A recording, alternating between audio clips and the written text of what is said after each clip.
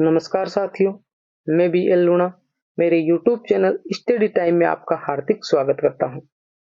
आज हम इस वीडियो के अंदर जो सर्वनाम पढ़ा था उससे जो संबंधित महत्वपूर्ण जो प्रश्न है वो इसके अंदर लेंगे और हम ये जानने की कोशिश करेंगे कि जो परीक्षा में किस प्रकार के प्रश्न सर्वनाम से संबंधित पूछे जाते हैं।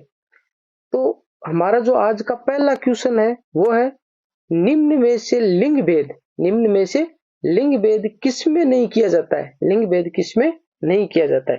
तो अभी तक जो हमने पढ़ा था जैसे वर्णमाला है, शब्दकोश है, तत्सम तद्भव शब्द है, रूढ़ शब्द है, संज्ञा है, ये सारे हमने पढ़े हैं। तो इसमें से जो सर्वनाम पढ़ा है ना हमने, सर्वनाम पढ़ा है ना, वो सर्वनाम का मतलब क्या होता है? सभी का नाम। तो इस सर्वनाम में ही क्या होते हैं? लिंग भेद नहीं होता है। किस प्रकार नहीं होता? मैं यहाँ पर लिख रहा हूं, जैसे मैं लिखता हूं बाजार जा रहा है, वह बाजार जा रहा है। एक में लिख रहा हूं वह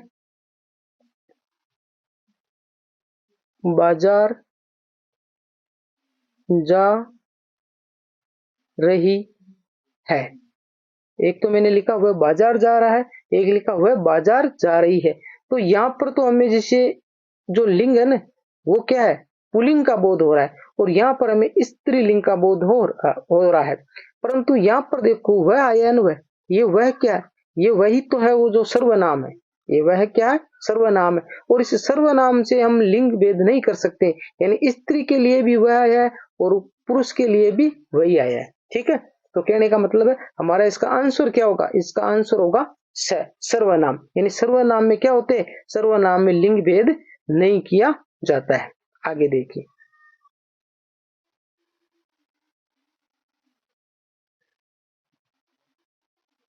आगे हमारा 2 नंबर क्वेश्चन है सर्वनाम के कितने प्रकार होते हैं? सर्वनाम के कितने प्रकार होते हैं? तो मैंने आपको अच्छे से बताया कि सर्वनाम के कितने प्रकार होते हैं, यानी सर्वनाम के 6 प्रकार होते हैं। सर्वनाम के कितने प्रकार होते हैं? 6 प्रकार होते हैं। अब आगे देखिए, जो हमारा क्वेश्चन नंबर है 3 आगे आएगा कि वो 6 प्रकार कौन कौन से, मैंने आपको अच्छे से बताया कौन कौन से थे वो। एक था पुरुष वाचक, पहला क्या था? पुरुषवाचक सर्वनाम। दूसरा क्या था? निश्चय वाचक सर्वनाम। फिर अनिश्चय वाचक सर्वनाम। इसके अलावा क्या था?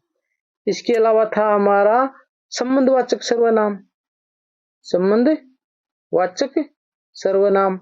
फिर क्या था? प्रश्नवाचक सर्वनाम, प्रश्नवाचक सर्वनाम। और एक था निजवाचक सर्वनाम, निजवाचक। यही थे 6 प्रकार, यानी 6 प्रकार का हमारा क्या था? सर्वनाम। ठीक है, आगे क्वेश्चन नंबर 3 देखिए। क्वेश्चन नंबर 3 देखिए। क्वेश्चन नंबर 3 कह रहा है सर्वनाम कितने होते हैं? सर्वनाम कितने होते हैं? तो सर्वनाम कितने होते हैं? सर्वनाम हमारे 11 होते हैं। सर्वनाम कितने होते हैं? 11, जो द में दे रखे। वो कौन कौन से थे? एक तो था मैं, एक तू, एक यह, दूसरा वह, ठीक है, कोई, कुछ, जो, सो, कौन, क्या और आप। हो गए 11। देखिए 1 2 3 4 5 6 7 8 9 10 और 11। इनके जो अलग अलग थे वो, यानी जो हमने ऊपर पढ़े ना सर्वनाम के कितने प्रकार होते? 6 प्रकार होते। तो उन 6 प्रकारों में ये अलग अलग थे। ठीक है, अब देखिए आगे का जो हमारा प्रश्न है 4 नंबर प्रश्न। 4 नंबर प्रश्न कह रहा है निम्न में से सर्वनाम का प्रकार नहीं है। निम्न में से सर्वनाम का प्रकार नहीं है, ये भी आपको अच्छे से पढ़ना है, इसमें नहीं पूछा है। तो हमने जो 6 प्रकार के जो सर्वनाम पढ़े थे उनमें से छांटना है कि उनमें से कौन सा इसमें नहीं आया। तो देखिए, में पुरुषवाचक सर्वनाम, तो पुरुषवाचक सर्वनाम तो होते हैं। फिर पर्सनवाचक सर्वनाम, तो पर्सनवाचक सर्वनाम भी होते हैं। फिर निजवाचक सर्वनाम, तो निजवाचक सर्वनाम भी होता है। फिर संबोधनवाचक सर्वनाम, ये नहीं होता है, संबोधनवाचक सर्वनाम नहीं होता है। तो हमारा आंसर क्या होगा? राइट आंसर होगा द।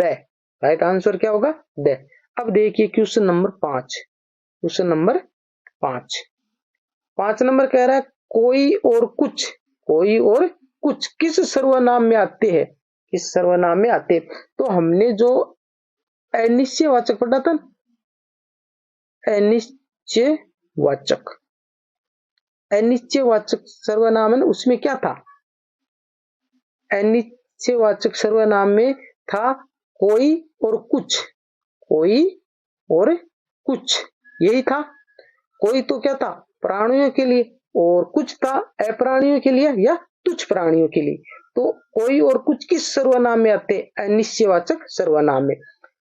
अगर आपको यहाँ समझ में नहीं आ रहा, मैं इसका शॉर्ट में आपको बता रहा हूं।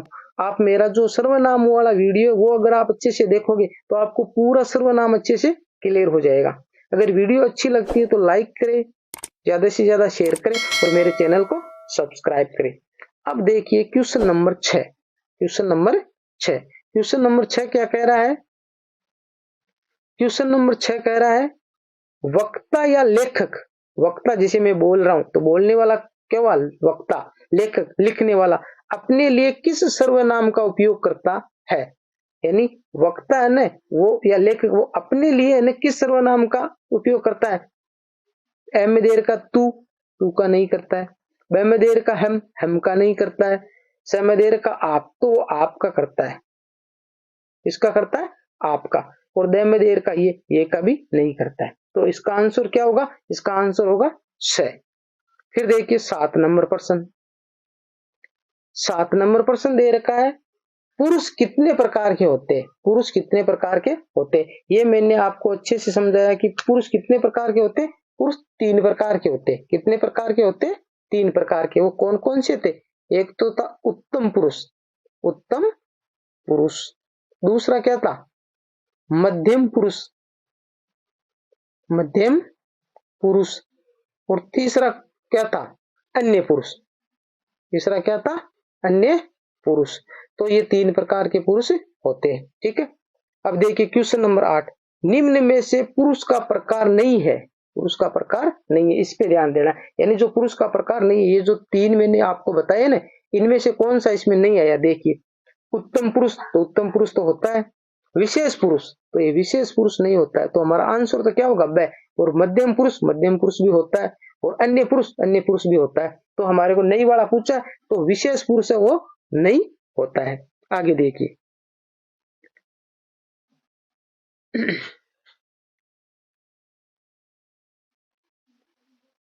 आगे हमारा क्वेश्चन नंबर है 9, निकट की वस्तुओं को दर्शाने के लिए किस सर्वनाम का उपयोग करते हैं? यानी निकट की वस्तुओं के लिए पूछा है। हमें किसके बारे में पूछा है? निकट की वस्तुओं के लिए। तो यहाँ पर देखो ए में देर का यह है, ब में देर का वह, स में देर का कोई और द में देर का कुछ।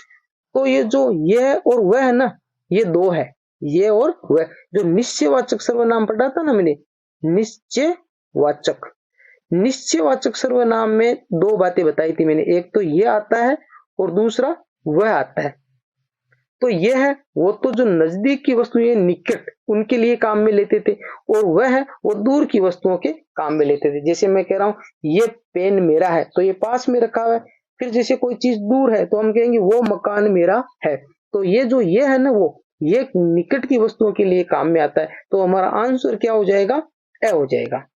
फिर देखिए क्वेश्चन नंबर 10, जैसी करनी वैसी भरनी किस प्रकार का सर्वनाम है? जैसी करनी वैसी भरनी किस प्रकार का सर्वनाम है? तो ए में दे रखा प्रश्नवाचक सर्वनाम, तो प्रश्नवाचक सर्वनाम तो नहीं है। ब में दे रखा निजवाचक सर्वनाम, ये भी नहीं है, क्योंकि प्रश्नवाचक सर्वनाम थे ना, उसमें क्या आ रहा था? प्रश्नवाचक सर्वनाम में तो कौन और क्या आ रहा था। निजवाचक सर्वनाम में आप आ रहा था। ठीक है, आप आ रहा था। और संबंधवाचक सर्वनाम, संबंधवाचक सर्वनाम में क्या आ रहा था? जो और सो। मैंने आपको अच्छे से समझाया है, उस क्लास में आपको जाकर देखिए, मैं उसका लिंक आपको डिस्क्रिप्शन में दे दूंगा। तो ये संबंधवाचक सर्वनाम है ना, ये जो जैसी करनी वैसी भरनी, तो जैसी और ये वैसी है ना, ये जो और सो का ही काम कर रही है। किसका काम कर रही है? जो और सो का ही काम कर रही है।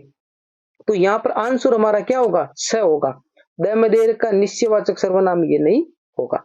अब देखिए क्वेश्चन नंबर 11। क्वेश्चन नंबर 11 ये हमारी आज की क्लास का लास्ट क्वेश्चन है। क्वेश्चन नंबर 11 है, निम्न में से निजवाचक सर्वनाम का उदाहरण है। हमारे को निजवाचक सर्वनाम का उदाहरण ध्यान करना है। तो पहले तो हमें यह पता होना चाहिए कि निजवाचक सर्वनाम में आता क्या है, यानी आप आता है, आप आता है, ठीक है। और यह आता है अपने आप, अपने आप, ठीक है, ये उसके अंदर आता है। तो ये हमारे प्रश्न को पढ़ते ही निजवाचक पूछा तो ये हमारी दोनों चीजें दिमाग में आ जानी चाहिए। अब देखिए में देर का जो करेगा सो भरेगा, तो जो और सो किस में आ रहे थे?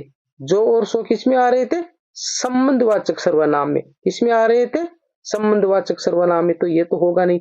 अब देखिए मैं अपने आप, तो यहां पर जो अपने आप आया ना, अपने आप जी लूंगा। दूसरा सम आए, आप क्या कर रहे हो, यहां पर भी आप आया है, यहां पर भी आप आया है। अब घर में कौन आया है, तो ये तो हो नहीं। कहने का मतलब है हमारा ए और द तो होगा नहीं। अब बात आ गई ब और स की, बात आ गई ब और स की। तो अब देखो ब और स को देखिए, ब और स में क्या दे रखा है कि ब में दे रखा है मैं अपने आप जी लूंगा। कहने का मतलब है मैं स्वयं, यानी खुद के लिए काम में ले रहा है। तो हमारा आंसर तो ब ही होगा, इसमें आंसर तो क्या होगा? ब ही होगा। अब नीचे स में दे रखो, अब हमारे दिमाग में जैसे आप और ये अपने दो दे रखे, अपने आप, ठीक है, दोनों दिमाग में आते, तो भैया पर कंफ्यूज हो जाते हैं कि अब ब होगा या स होगा। तो स क्या कह रहा है?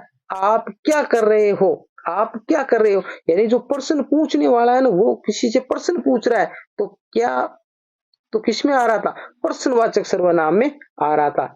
क्या और कौन है ना, वो प्रश्नवाचक सर्वनाम में आ रहे थे। तो ये पूछ रहा है आप क्या कर रहे हो, तो इसको उत्तर मिलेगा भाई जैसे मैं पढ़ रहा हूँ, मैं काम कर रहा हूँ, मैं खाना खा रहा हूँ, या मैं गाना गा रहा हूँ, कुछ भी कर रहा हूँ।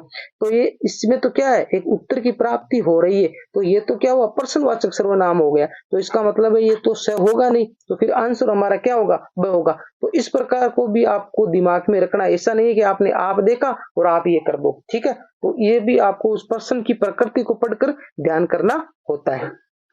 उम्मीद करता हूँ ये क्लास आपको अच्छी लगी होगी। अगर अच्छी लगी है तो लाइक करें, ज्यादा से ज्यादा शेयर करें और मेरे चैनल को सब्सक्राइब करें। मिलते हैं अगली वीडियो में, तब तक के लिए जय भीम, जय भारत।